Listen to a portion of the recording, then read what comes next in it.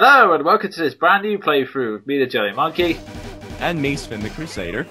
And welcome to this brand new, digitally remastered playthrough of Donkey Kong Jungle Climber, which I believe to be an underrated classic. I know absolutely no one else on Earth shares my opinion, but... Oh, son. Yeah. For those who don't know or couldn't read the titles at the beginning, this was created for the DS by PAON, who were also responsible for King of Swing and Barrel Blast, and it begins with fun on the beach. Indeed it does. And a competently made cutscene. Yeah, I should probably re-clarify my comments because I hadn't realised. When I said this was the first game with competently made cutscenes, I was thinking only of the portable, so I forgot about Donkey Kong 64, so... Oh, yeah. Yeah. Because, well, nowadays, we're gonna think of Donkey Kong. What system do you think of? Yeah, pretty much. It's... To be honest, it's the... To be honest, DK64 was probably the first game that had no cutscenes, although, that said, I think this is the first time they had 3D models that look this good. I think a lot of people have actually commented that this is pretty impressive for the DS on there. Yeah, and I still love they got those Donkey Kong Country 2 expressions. Yeah, there was a lot of emphasis on counter expressions of sprites, and that's our plot device. One big banana. No, I'm not going to lead onto something dirty this time. Yeah, I'd prefer it if you did.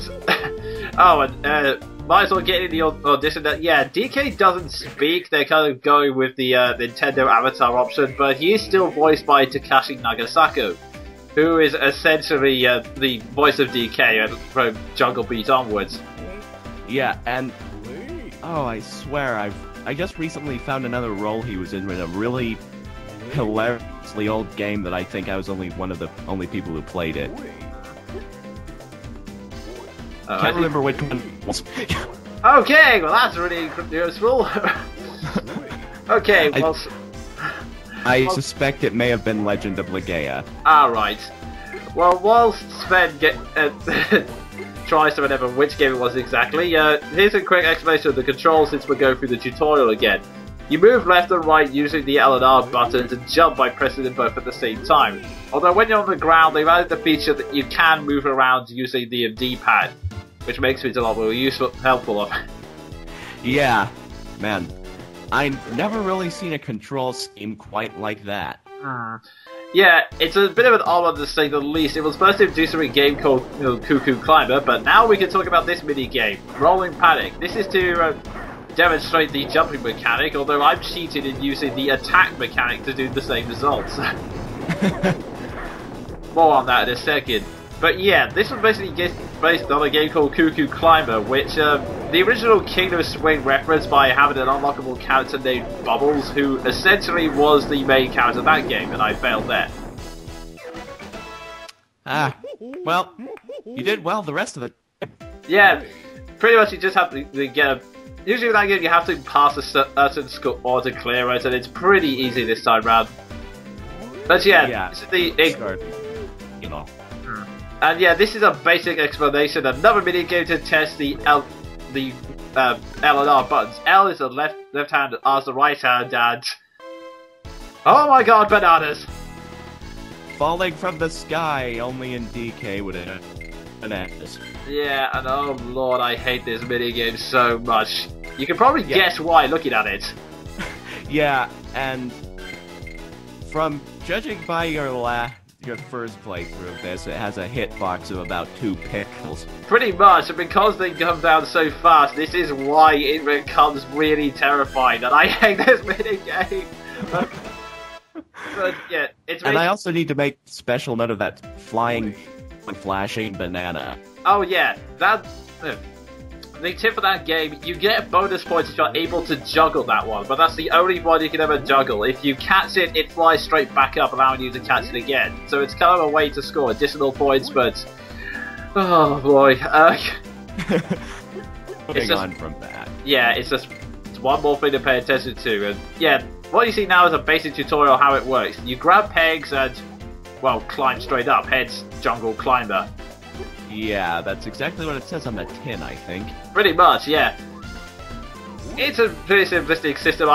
I'll be honest, it's incredibly weird at first, but you get used to it eventually. If you can get past that, which admittedly a lot of people can't, but once you get past that, it will be fine. Yeah, just give it time. Everything will work out. Yeah. There are two ways you can approach it. There's kind of the slow and steady way of sort of just grab one peg at a time, which I start off doing, and then there's the just leap forward, which is what I do now. Generally, if you're going for speedruns, which you have to do eventually, you kind of swing. Yeah, that's the method you start to benefit eventually. Yeah, it makes sense. And now this is the next mini game to test it, the climbing race, where we go up against Diddy. Now, Diddy is pretty fast, so we should brace yourself. I cannot hold anything back. 1, go. Run. I mean, climb.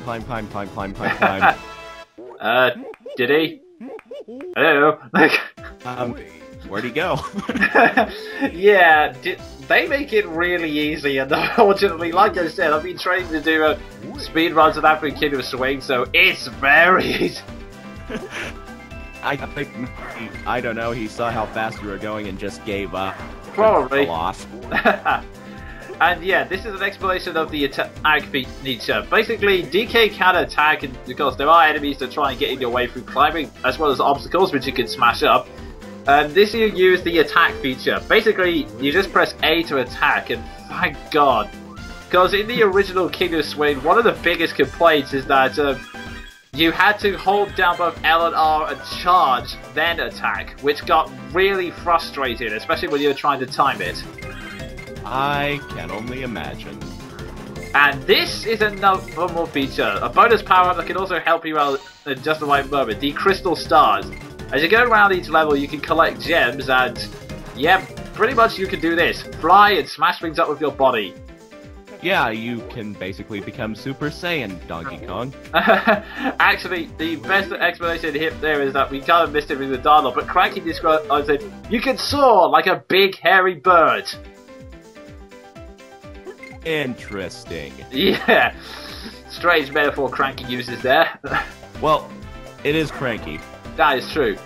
Oh, speaking of which, this is probably something I should comment on. This is the first time, well, in the games at least, that Cranky actually takes an active role in the adventure, because he'll be following you, rather than just sitting in his chair the whole time, he will actually be following you throughout the adventure.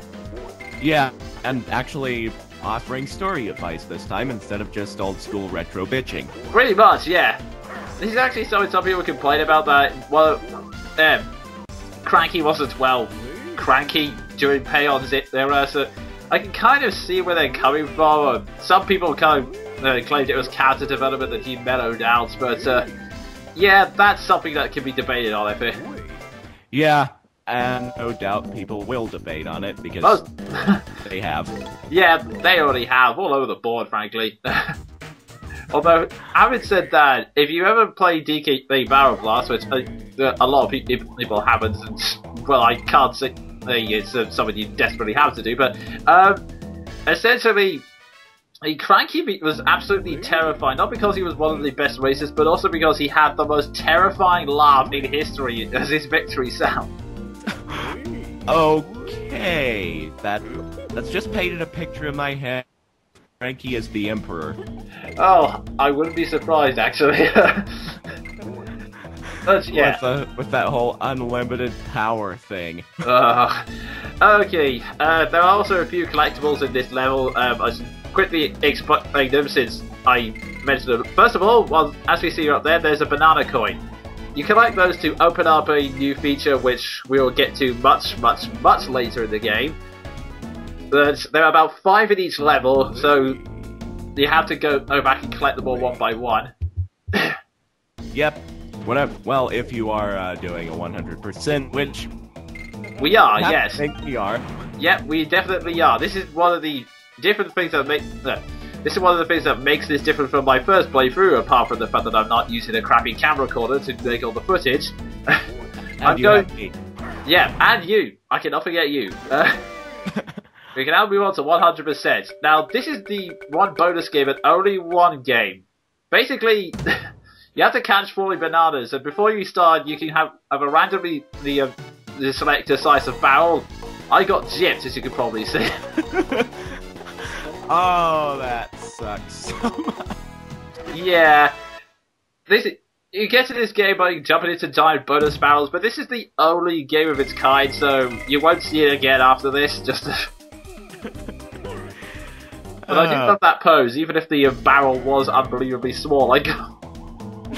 The barrel was practically smaller than he was. Yeah, that's the thing about that mini game. If you can get it right, you can get a ton of lives. If you get it wrong, then you're screwed. Yeah. Okay, I can't help it, but today must be skit because now I've just thought of this whole Donkey Kong skit in my head where Cranky intentionally gives him the tiniest barrel, and Donkey Kong looks like, oh, you've got to be kidding. I can actually imagine that as well. You may also see the return of Kong letters. These are here to give you extra lives like they do normally, and also there are oil barrels. We'll explain what their purposes are a little later on in the game, but essentially there's one in each level, and yeah, they're important to collect, I'd say. Foreshadowing. Yes. Quite badly done foreshadowing in my case, but foreshadowing nevertheless. And yeah, we're basically blasting you with information because there's not much to this level. It kind of starts off easy with pretty much uneventful levels just to you get in the swing of things and navigate, but trust me, it will get much harder later on. Oh, Nintendo hard, as TV Tropes calls it. Oh yes, I would totally agree.